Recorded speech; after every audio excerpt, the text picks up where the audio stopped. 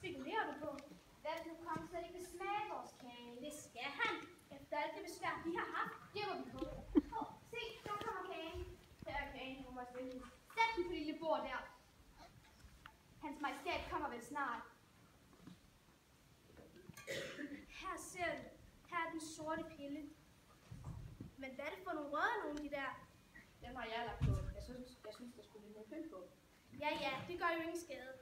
Nej, jeg håber, det kommer til at gå det. Det er nok en lækker kage.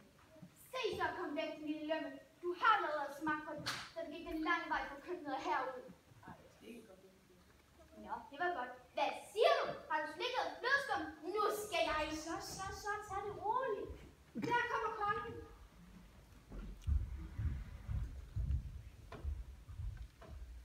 Se, der har vi et par af mine tro undersåtter. Goddag, hvor ser I glade ud.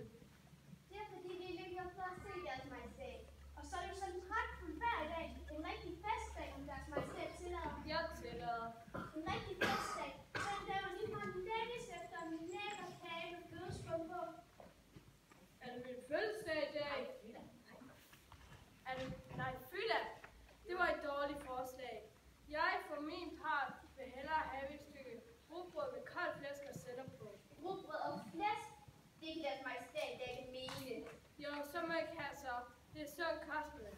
Vi havde ellers tænkt os at byde deres majestæt på en lækker kage. Til kaffen. Er det min fødselsdag i dag? Nej, far. Det er det ikke. Jeg ser. Så spiser jeg ikke kage i dag. Det gør jeg kun, når det er min fødselsdag. Ja, så lad gå. Men kun en lille bid. Jeg er jo så rar, og jeg kan ikke lide at skuffe jer, når jeg har haft så besvær med at lave det. Men kun en lille bid. Tak, deres majestæt. Men nu må vi have kaffen ind.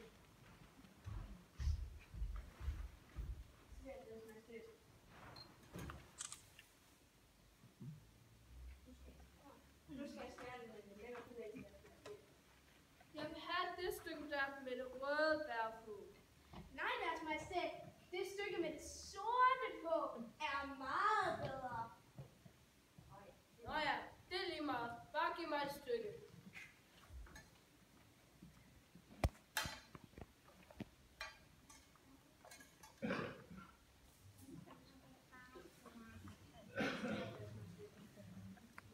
Den lille sorte der, jeg tror, den smager godt. Tror du det? Du kan godt få den, hvis du vil. Kan han ikke godt, far? Hvad? Nå ja. Nej, ikke en vilkår. Den skal ingen andre end deres majestæt have. Det var pænt af dig. Det er en grim og lille sort knalling, men den smager nok bedre, end den ser ud. Det er greverne ikke også gerne et stykke. Jo, greverne skal smage fars kage. Giv mig det stykke med det røde bær på. Det ser så fristende ud. Det var lige det stykke, jeg gerne ville have haft. Jamen, det er klart nemt. Der er 2 stykker.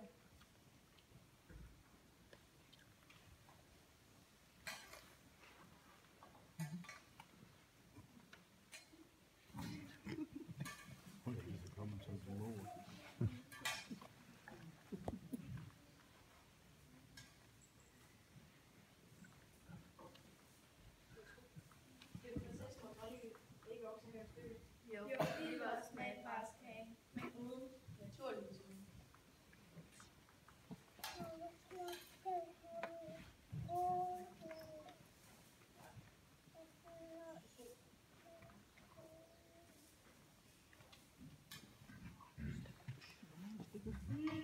Virkelig herlig kage. Underlig. Det var da underligt. Jeg bliver pludselig så søvnig. Er du søvnig, lille far? Jeg er så forfærdelig søvnig. Jeg tror ikke, jeg kan holde mig vågen.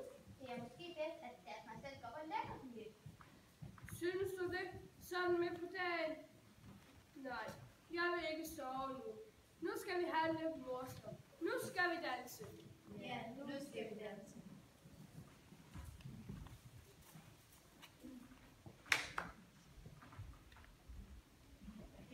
Ja, det er godt.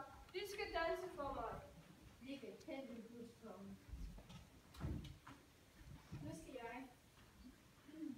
Så kan du ligge dig her og hygge dig lidt. Jeg vil lægge mig her på stedet og se på, de danser. Jamen, det da kedeligt. Ja, men sandt. Det er første gang, jeg har hørt den i år. Det er vel nok en dejlig dag.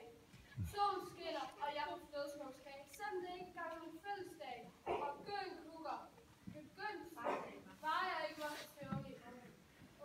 Det var dejligt. Vigge, ræk mig det tæppe der. Nu skal deres majestæt rigtig vise sig at have det ret. Deres majestæt tror tjener skal holde vagt sig indtil ånden sker. Hørte I det? Nu kukkede han igen. Begynd så plads, inden jeg sover.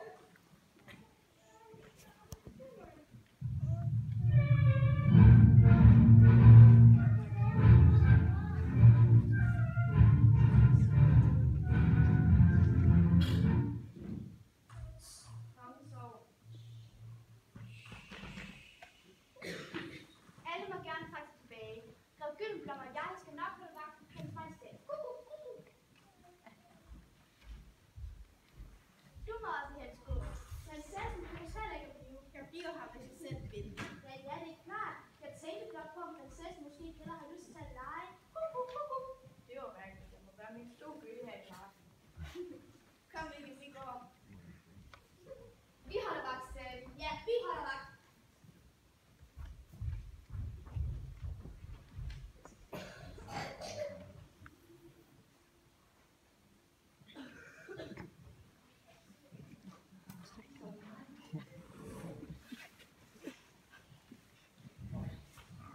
Endelig gik de deres vej alle sammen. Men det der kukkeri gør mig rigtig godt galt. Hvad kan det være, tror du? Hvilket? At du siger kukuk? Det gør du jo også. Gør jeg?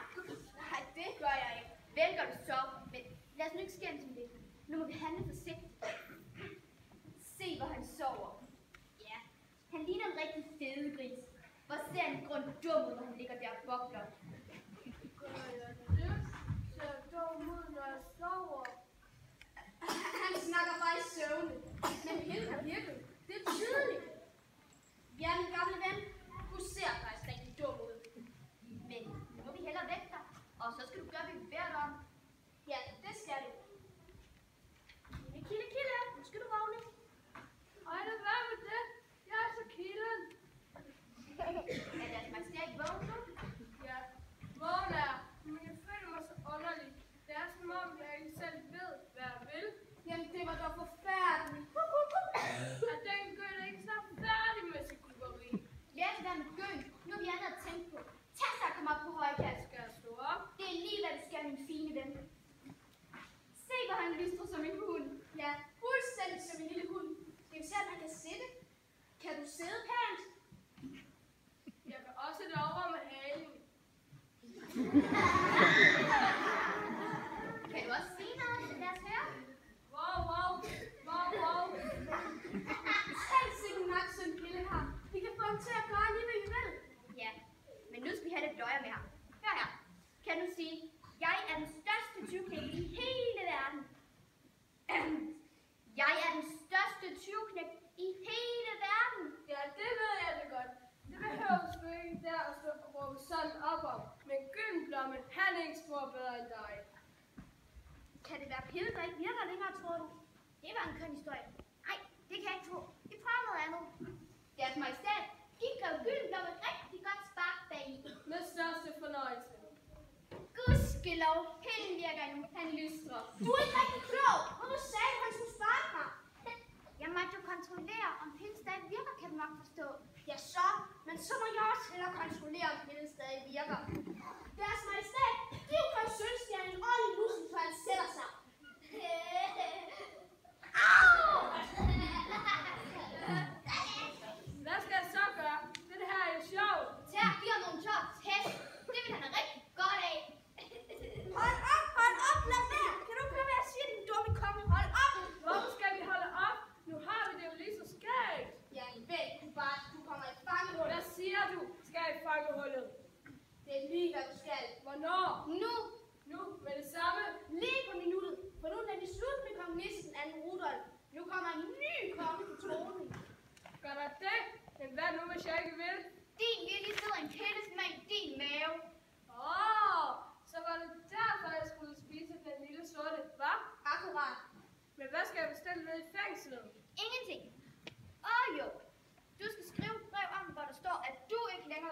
konge.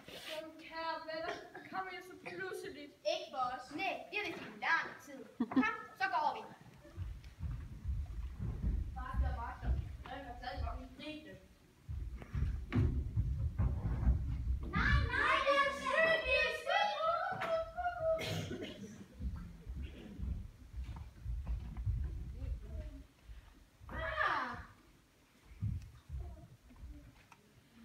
Hvordan var det nu, du sagde, Sølvskjerne? Du sagde, at du var den største tyveknægt i hele verden.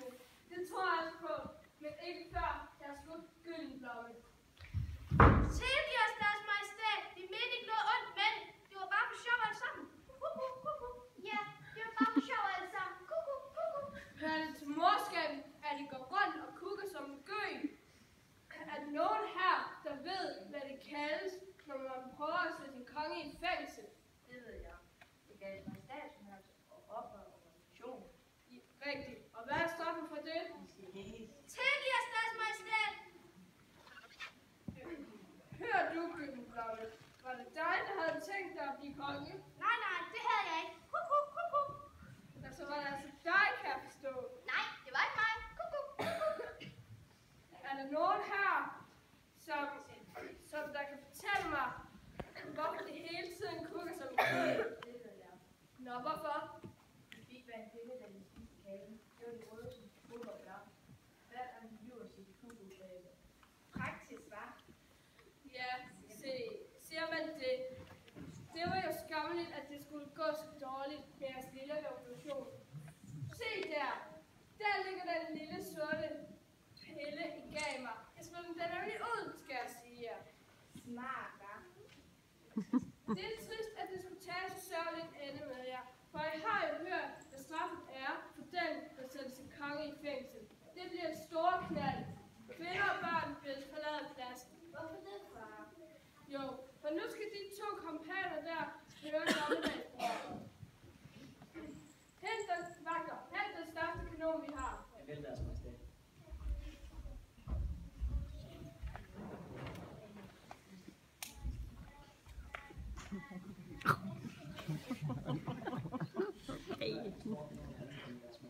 Tilgiv os, deres majestæt.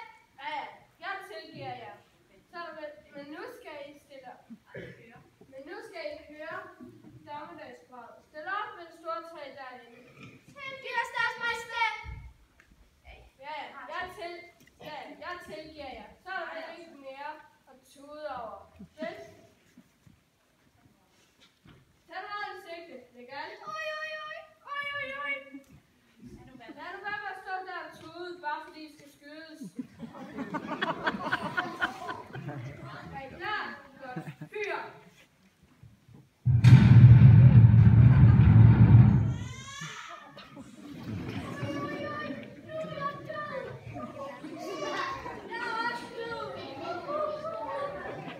Hvad kukker I for?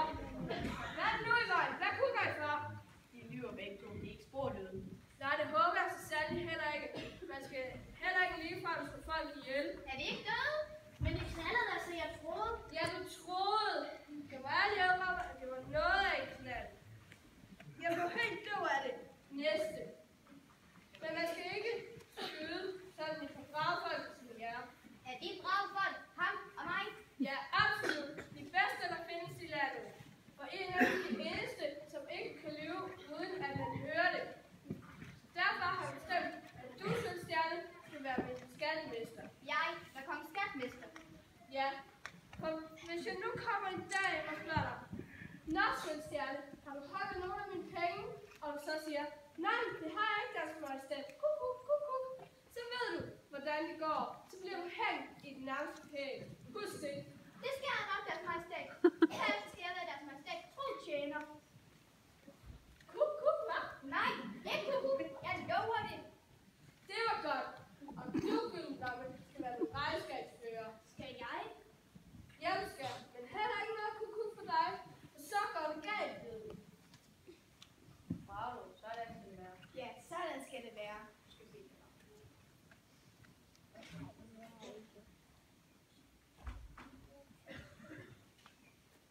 Hvor er jeg glad. Det er vel nok en rar konge, vi har. Den rareste i hele verden.